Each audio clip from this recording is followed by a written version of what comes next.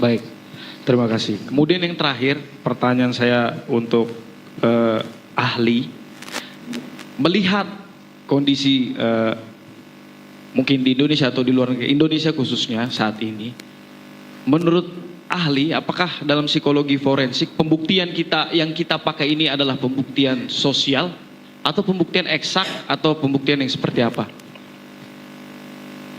Kebenarannya itu. Majelis, ini saya harus cerita model lebih panjang lagi ini. Modelnya panjang sekali, banyak sekali.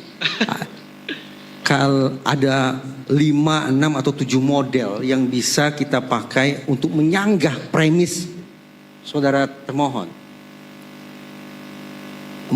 Intinya model-model yang dirumuskan oleh psikologi forensik terkait dengan kerja personil penegakan hukum, terkait dengan istilah beratnya judicial decision making process, proses pembuatan putusan yudisial.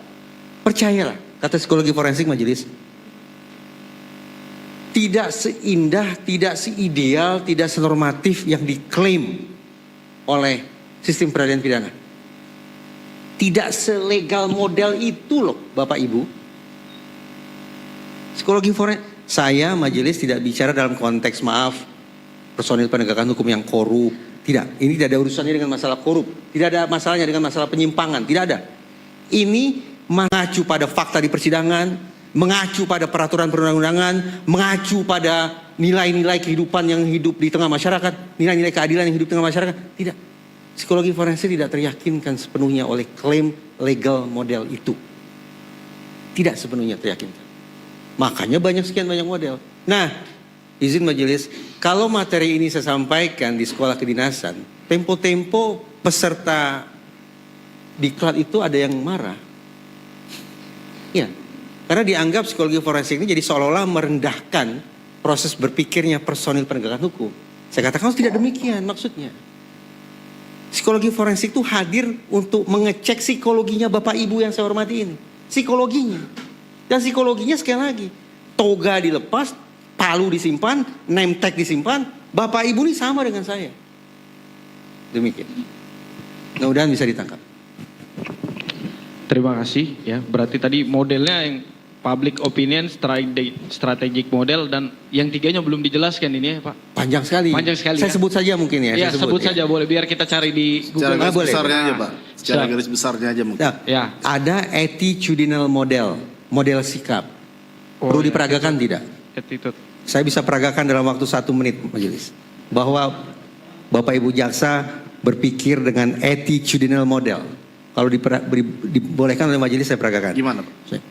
Coba Bapak Ibu jawab secepat mungkin ya. Jawab secepat mungkin. Dan jujur ya, spontan berarti. Kalau berpikir lambat, menjawab lambat, saya anggap Bapak Ibu tidak jujur. Tidak cocok jadi personil penegakan hukum. Karena tidak jujur. Berarti harus jujur, ciri kejujuran menjawab secepat mungkin. Jawab secepat mungkin, spontan ya. Siap? Menjawab siap pun tidak menjawab. Siap Bu? Siap? Ibu tidak berani berkata karena terekam kan berarti suaranya. Ibu hanya berani agak. Ibu siap? Jawab. Siap ya? Sepasang suami istri datang ke pengadilan. Mereka akan bercerai. Kuasa asuh anak jatuh ke... Lihat, ini contoh attitudinal model majelis. Betapa mereka tidak ngecek berkas. Mereka tidak menanyai para pihak.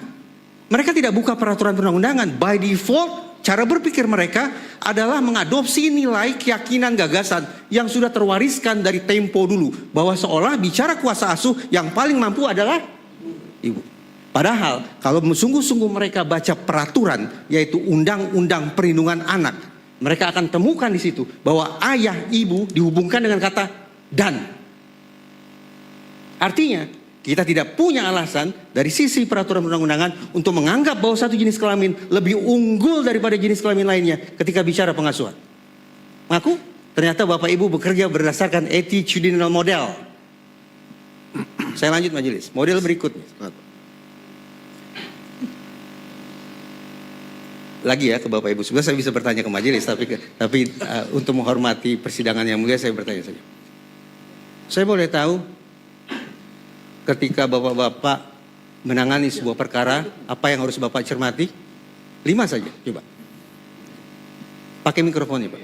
Pakai mikrofonnya, Pak. Supaya saya dengar. Syarat formil material, kemudian material. locus tempus. Oke? Locus tempus habis itu Sudah? Sudah ya? Sudah lah, Oke, 4 coba, lah. Coba.